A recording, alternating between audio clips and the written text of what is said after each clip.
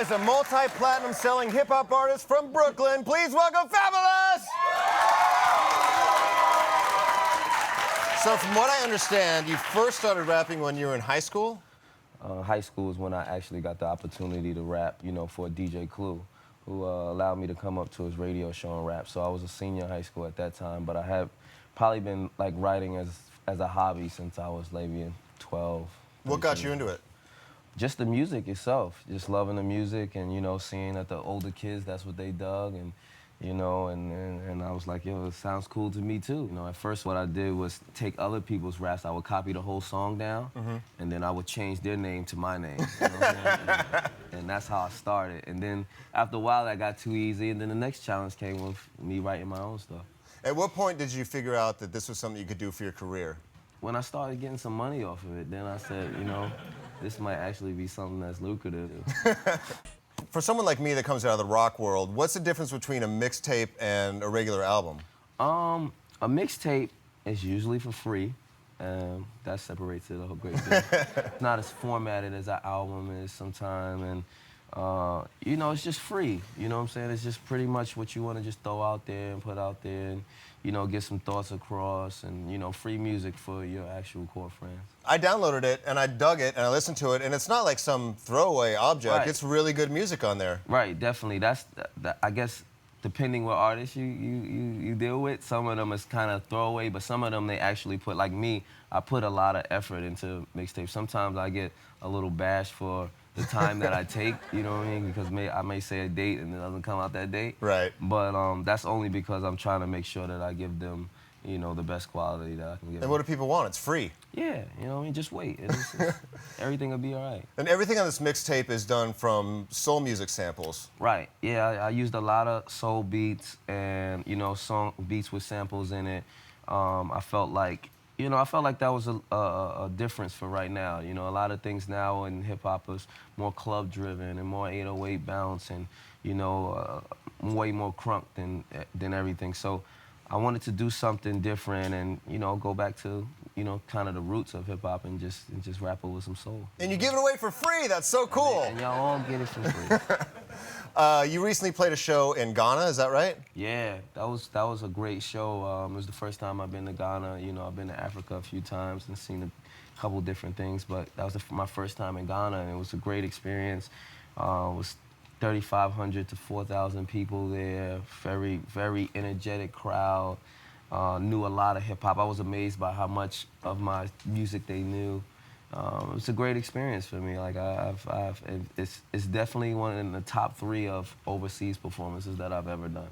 Why do you think that hip-hop has spread so wildly, not only through the U.S., through Europe, through Africa, all over the world? It's relatable, you know. It's become a universal music. Sometimes you're shocked by it, you know. I think before we used to be shocked by seeing Michael Jackson go to China and people who didn't speak English singing Michael Jackson songs. But now that's the way I felt going to Ghana and them knowing the lyrics to my songs, you know what I mean? Oh, that's really cool. I read that you like to release music in the summer. I do. And what do you think makes a great summer jam? Songs for ladies. Songs for ladies. Yeah, they usually work in the summer. I don't know why. I don't know what it does.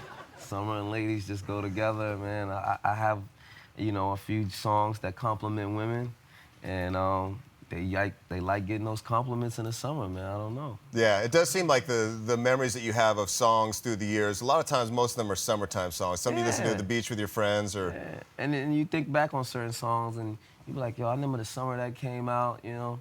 I rarely hear, I remember the winter that came out. I rarely hear it. I don't know why, but... You really embrace the technology side of music. You're a renowned Twitterer. Yeah. What do you think makes a great tweet?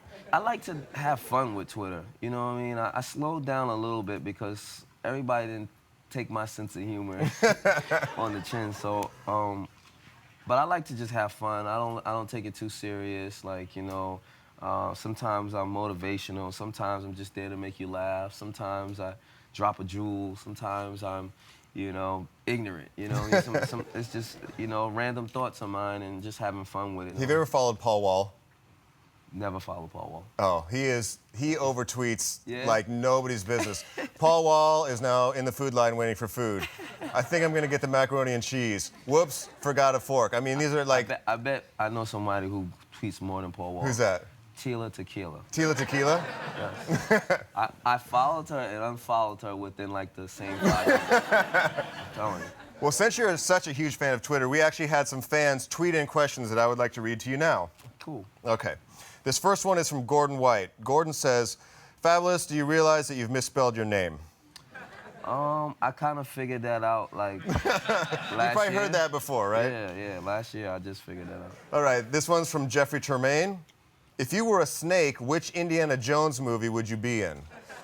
The Last Crusade. Last Crusade, that's a good Indiana one. Jones, the last. That's the only one I could remember. So You remember the first one with I the remember biplane? all of them, but I don't remember any names of them. Reggie was the name of the snake in the very first one. I don't know why I know that. I'm sorry, I'm a super nerd. If your music, this was from Casey. If your music was a vegetable, although it should be were a vegetable because it's a subjunctive, so let me start over. Yeah. If your music were a vegetable, what would it be? You really are a nerd. My music was a vegetable. Carrot. Carrot. Thank you very much. Fabulous, everybody!